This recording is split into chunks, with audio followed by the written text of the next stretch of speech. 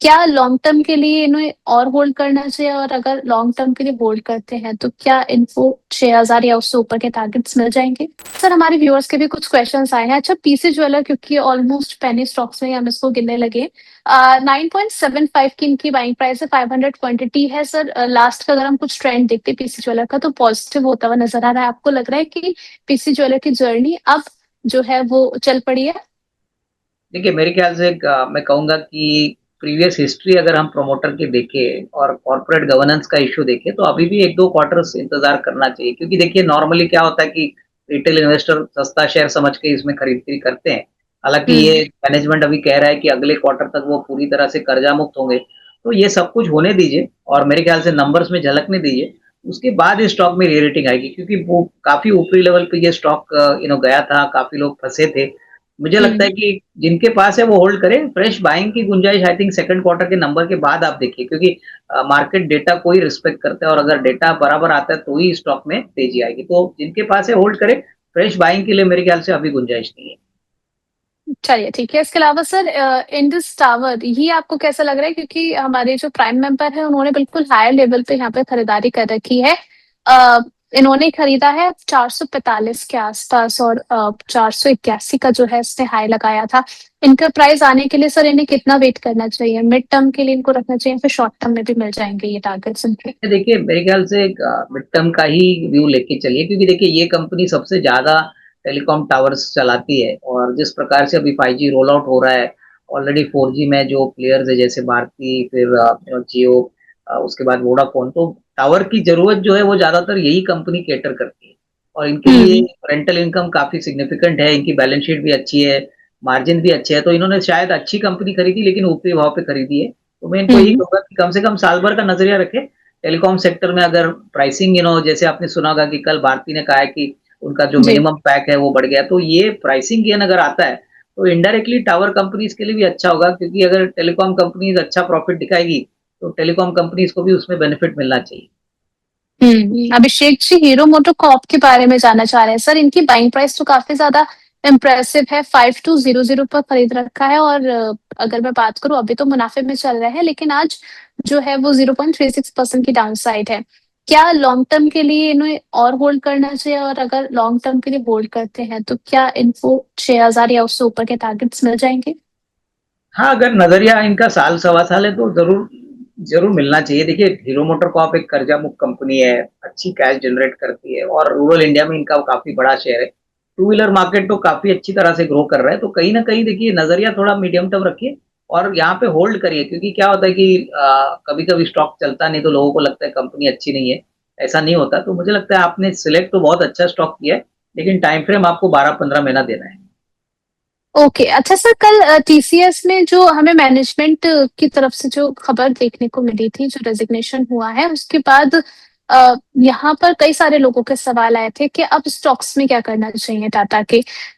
Specifically TCS की अगर मैं बात करूँ, इस पर सवाल आया है कि इसमें क्या रणनीति होनी चाहिए सर? देखिए, मुझे लगता है कि टीसीएस में अगर आपका नज़रिया साल डेढ़ साल का है तो आपको इनफैक्ट ये वीकनेस में खरीदना चाहिए, क्योंकि इनकी ऑर्डर बुक बहुत स्ट्रांग है। अभी जो Q1 के नतीजे भी आ गए वो भी काफ़ी अच्छे थे और प्लस मुझे लगता है कि देखिए ये टाटा ग्रुप की कंपनीज में इसलिए बिकवाली हो रही है क्योंकि चंद्रा साहब जो चेयरमैन थे उन्होंने अभी रिजाइन करने हम्म। की बात की है। देखिए, कभी ना कभी तो रेजिग्नेशन आना ही था। मुझे लगता है कि नया हम्म। इंप्रूवमेंट आएगा, उसके बाद it will be back to business as usual. तो कहीं न कहीं अगर हम्म। आपका फंडामेंटल व्यू है तो आपको ये गिरावट का एक अपॉर्च्युनिटी के पॉइंट ऑफ व्यू से इसमें पोजीशन ऐड करनी चाहिए। सेंटिमेंटली हो सकता है कि थोड़ा स्टॉक डाउन हो, बट जैसे ही ये 18 अगस्त की मीटिंग जो होती है टाटा सन्स की और वहाँ हम्म। पे एक फाइनल डिसीजन लिया जाता है, मेरे ख्याल से मार्केट्स डेफिनिटली आगे का रोड मैप देखेगा और नंबर्स को रिस्पेक्ट करेगा। चलिए ठीक है। और यहाँ पर एक सवाल भी आया था कि पहली बार वेट कर रहे हैं टीसीएस के नीचे आने का, पिताजी। चलिए ठीक है। केपी एनर्जी देख लीजिए सर, यहाँ पर इन्होंने बाइंग प्राइस अपनी मेंशन करी है 310 की, अभी 256 चल रहा है। अब ये जानना चाह रहे हैं, आयुष जी का सवाल है कि क्या अगर हम इसको लॉन्ग टर्म के लिए होल्ड कर रहे हैं क्योंकि इनके पास 610 शेयर है, तो क्या इनका देखिए प्राइस आ जाएगा? देखिए मेरे ख्याल से काफी लोग यहाँ पे चिंतित है, बट मैं यही कहूंगा कि इनका नेट प्रॉफिट लेवल थोड़ा सा घटा है इस क्वार्टर में, लेकिन अगर ऑपरेटिंग लेवल और टॉप लाइन देखें तो अच्छी तरह से ग्रोथ आई। तो मुझे लगता है कि शायद इस बार जो नेट प्रॉफिट है वो थोड़ा उम्मीद से कम आ गया, बट कंपनी अच्छी है। इनफैक्ट विंड एनर्जी और मेरे ख्याल से सोलर एनर्जी में काम करते हैं और केपी ग्रुप की कंपनी है, तो कहीं ना कहीं थोड़ा इंतजार करिए। मुझे लगता है कि शायद थोड़ा सा पैनिक सेल ऑफ जरूर आए, लेकिन इससे मुझे नहीं लगता है कोई और भारी गिरावट आएगी। तो करंट प्राइस पे तो होल्ड करें, पैनिक में बेचना मेरे ख्याल से ठीक नहीं रहेगा। हम्म। अच्छा सर, डिफेंस पर भी आप अपनी राय शेयर कर दीजिए, क्योंकि कल एचएएल के नंबर भी निकल करके आए हैं और कुछ डिफेंस स्टॉक्स में कुछ मोमेंटम आता भी नजर आ रहा है। बीडीएल को लेकर के एक सवाल है, वो भी इसमें कवर हो जाएगा। दोनों ही काउंटर्स आपको कैसे लग रहे हैं? देखिए मेरे ख्याल से डिफेंस की काउंटर्स में मुझे लगता है कि एचएल के नंबर्स उम्मीद से काफी बेहतर थे। अभी तेजस एयरक्राफ्ट का डिलीवरी भी सेकंड क्वार्टर में आपको देखने को मिलेगा। और कहीं ना कहीं मुझे लगता है कि भारत डायनेमिक्स की बात करें तो यहाँ पे भी ऑर्डर बुक अच्छी है। कहीं ना कहीं नजरिया आपका साल भर का है, तो यहाँ पे भी आपको होल्ड करना चाहिए। डिफेंस कंपनीज में अभी तो जो भी वैल्यूएशन कंपनीज के हैं वो फेयर टू एक्सपेंसिव है, तो आप क्वार्टर ऑन क्वार्टर ग्रोथ देख के अगर खरीदते हैं तो शायद आपको इतना रिस्क रिवॉर्ड ना मिले। बट नजरिया अगर आपका साल 1.5 साल है तो ही अच्छा पैसा बनेगा। तो बीडीएल, भारत इलेक्ट्रॉनिक, एचएल, ये काफी अच्छे विकल्प है। बट थोड़ा थोड़ा करके टुकड़ों टुकड़ों में अगर आप खरीदोगे तो शायद आपके लिए अच्छा रिस्क रिवॉर्ड बन सकता है। चलिए ठीक है, तो थोड़ा सा पार्शली अगर आप खरीदारी करते हैं तो सर ने कहा तो बढ़िया रहेगा।